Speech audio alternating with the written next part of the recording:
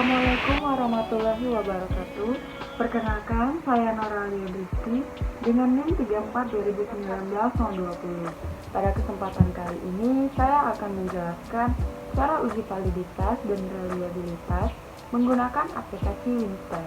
Untuk itu, langsung saja kita ke pembahasannya.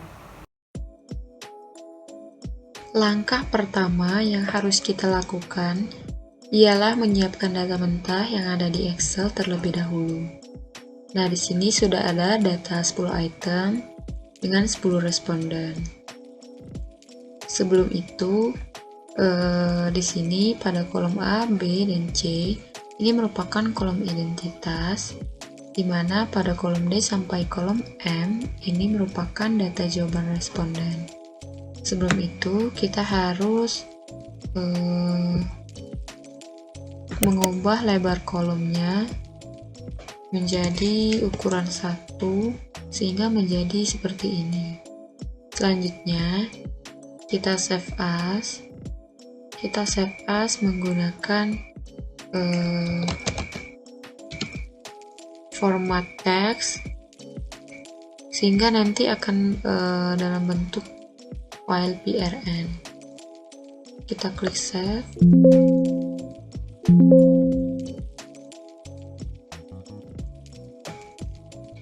Nah, selanjutnya, jika data tadi sudah tersimpan, kita langsung buka aplikasi Winstep.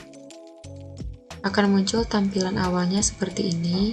Kita langsung ke Control plus Data Setup, sehingga akan muncul tampilannya seperti ini. Kemudian, untuk memasukkan data yang sudah kita buat tadi, kita klik Files, kemudian Read Control. Nah, setelah itu kita cari data yang sudah kita simpan dalam bentuk file PRN tadi. Klik Open, maka otomatis akan terbaca oleh Winstep. Selanjutnya, kita beri judul terlebih dahulu.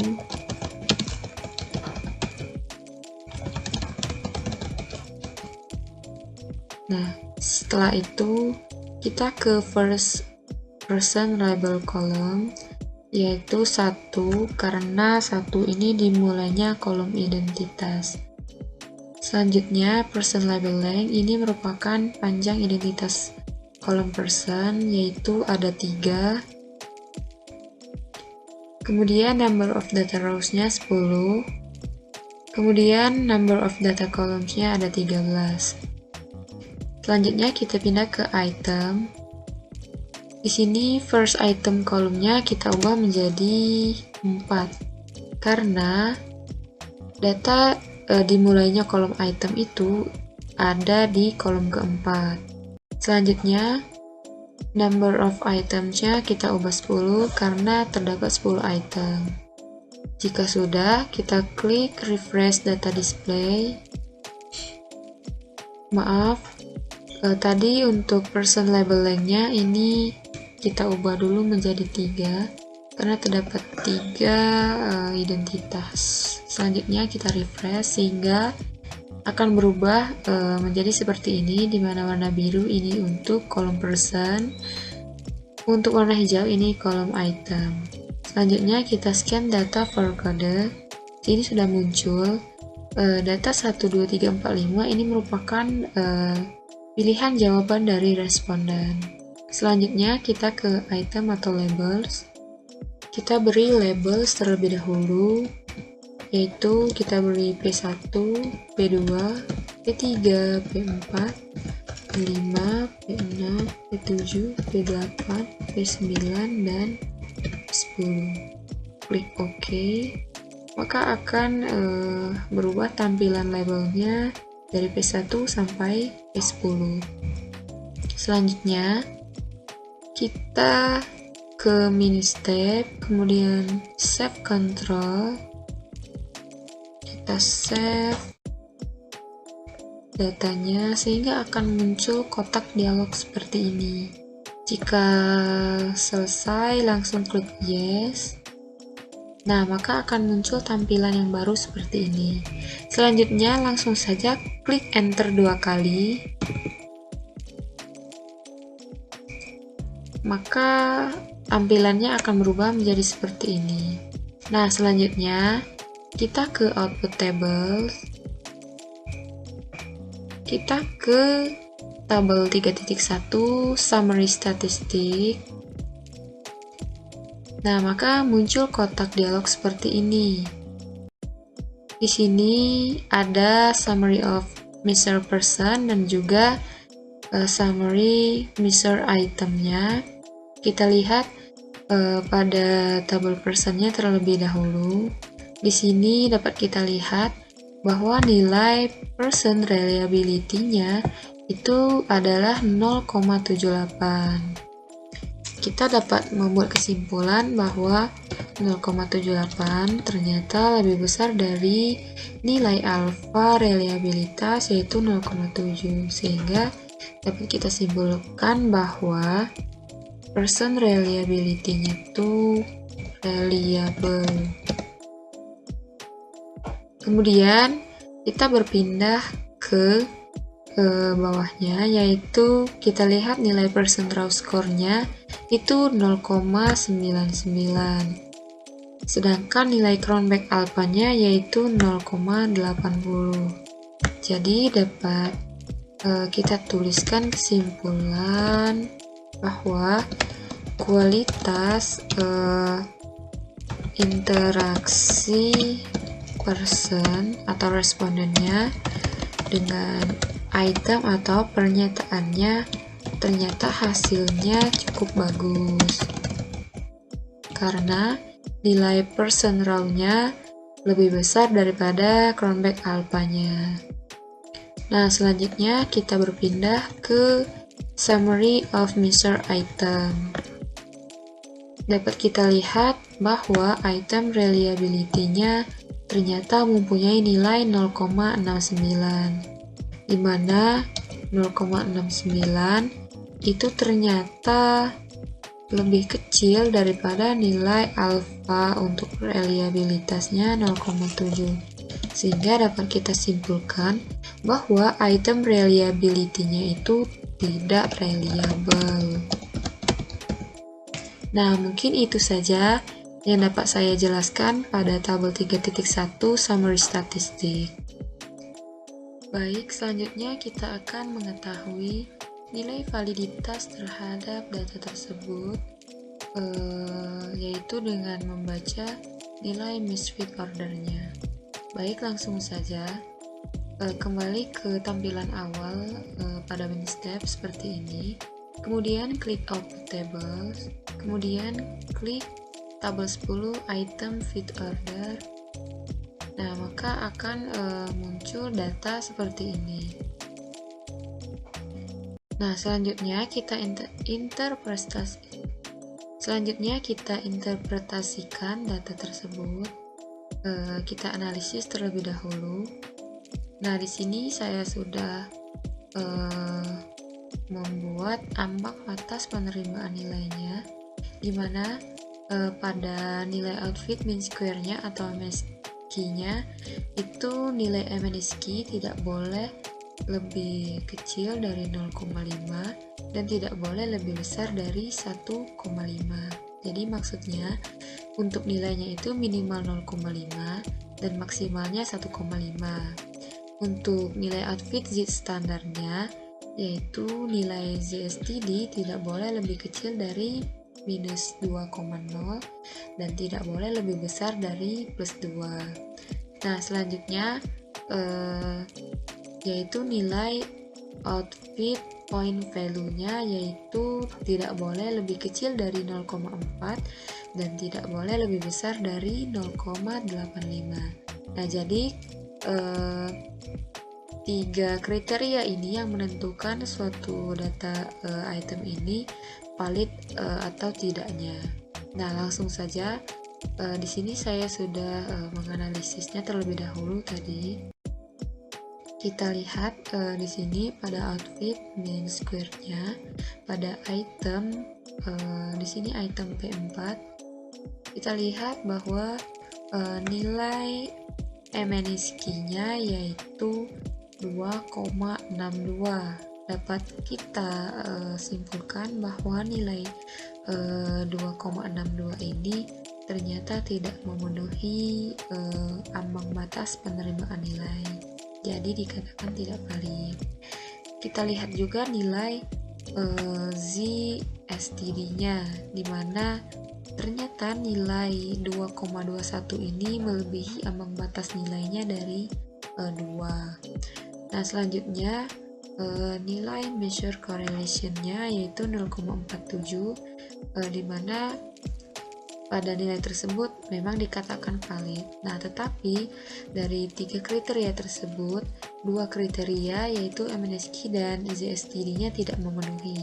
Jadi pada item P4 tersebut dikatakan tidak valid karena nilai MNSQ-nya 2,62 lebih besar dari 1,5, begitupun dengan nilai ZSTD-nya 2,21 lebih besar dari 2. Nah, selanjutnya pada item P2, di sini nilai MNSQ-nya 1,26.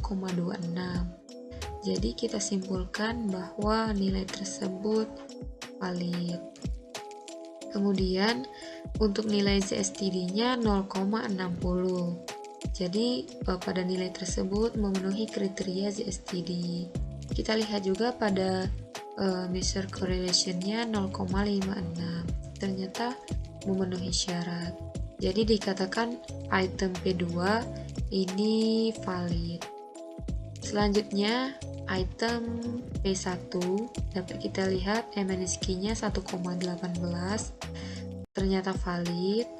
Kemudian pada nilai ZSTD-nya 0,49. Nah, dapat kita lihat bahwa nilai tersebut valid. Jadi pada item P1 dikatakan valid karena sudah memenuhi kriteria.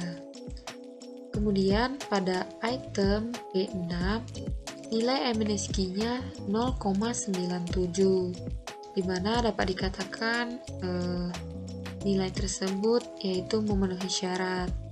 Kemudian nilai ZSTD-nya 0,15. Nah, ternyata nilai tersebut juga memenuhi kriteria ZSTD. Untuk measure correlation-nya yaitu 0,88.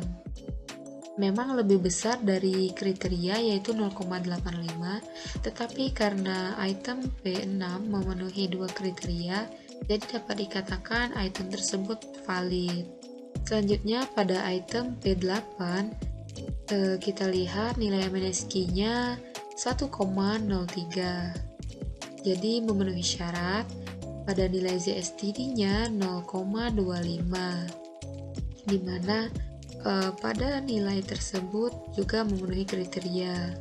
Dan pada nilai measure correlation-nya yaitu 0,66 memenuhi syarat juga. Jadi dapat dikatakan bahwa pada item P8 ini valid. Selanjutnya kita berpindah ke item P5, di mana nilai MNSQ-nya 0,94 ternyata memenuhi kriteria, dan untuk nilai ZSTD-nya yaitu 0,10 ini juga memenuhi kriteria, dan pada nilai measure correlation-nya juga memenuhi kriteria yaitu 0,49. Jadi dapat dikatakan item P5 ini valid juga. Kemudian pada item P10 kita lihat nilai MNSQ-nya 0,78. Nah, pada nilai tersebut dapat dikatakan memenuhi kriteria. Pada nilai ZSTD-nya ternyata nilainya 0,27. Nah, dapat kita lihat bahwa pada nilai ZSTD-nya itu tidak boleh lebih kecil dari minus 2,0. Jadi pada nilai ZSTD-nya tidak memenuhi kriteria. Nah, kita lihat juga pada measure correlation-nya 0,74, yang artinya bahwa nilai tersebut memenuhi kriteria, sehingga pada 3 kriteria, 2 kriteria yaitu MNSQ dan measure correlation-nya memenuhi syarat. Jadi dapat dikatakan item P10 ini valid. Nah, selanjutnya item P9. pada item P9 MNSQ-nya 0,54 dikatakan memenuhi kriteria, juga pada nilai ZSTD-nya minus 0,76. Nah, jadi pada item tersebut dapat dikatakan item ini valid. Karena sudah memenuhi dua kriteria, jadi dapat dikatakan bahwa nilai tersebut adalah valid. Kemudian pada item P3 dapat kita lihat bahwa nilai MNSQ-nya yaitu 0,25. Jadi dapat dikatakan bahwa nilai tersebut memenuhi kriteria. Sedangkan pada nilai ZSTD-nya yaitu minus 1,67, di mana pada nilai tersebut ternyata memenuhi kriteria. Jadi dapat dikatakan bahwa item P3 itu valid. Selanjutnya yaitu item P7 yang terakhir, nilai MNSQ-nya yaitu 0,21. Dapat dikatakan bahwa nilai tersebut memenuhi kriteria. Sedangkan nilai ZSTD-nya minus 1,96. Jadi dapat dikatakan bahwa nilai tersebut juga memenuhi kriteria karena nilai minus 1,67 ini lebih besar dari minus 2,0. Selanjutnya pada measure correlation-nya bernilai 0,77. Dapat dikatakan memenuhi kriteria karena nilai 0,77 masih di bawah 0,85. Jadi pada item P7 dapat dikatakan valid. Nah, mungkin itu saja penjelasan saya mengenai tabel 10.1 misfit order. Mungkin lebih kurangnya saya mohon maaf. Terima kasih. Itu saja penjelasan dari saya, cara menggunakan atau uji validitas dan reliabilitas menggunakan aplikasi Winstep. Mohon maaf bila ada kekurangan, kepada Allah saya mohon ampun. Saya akhiri, wassalamualaikum warahmatullahi wabarakatuh.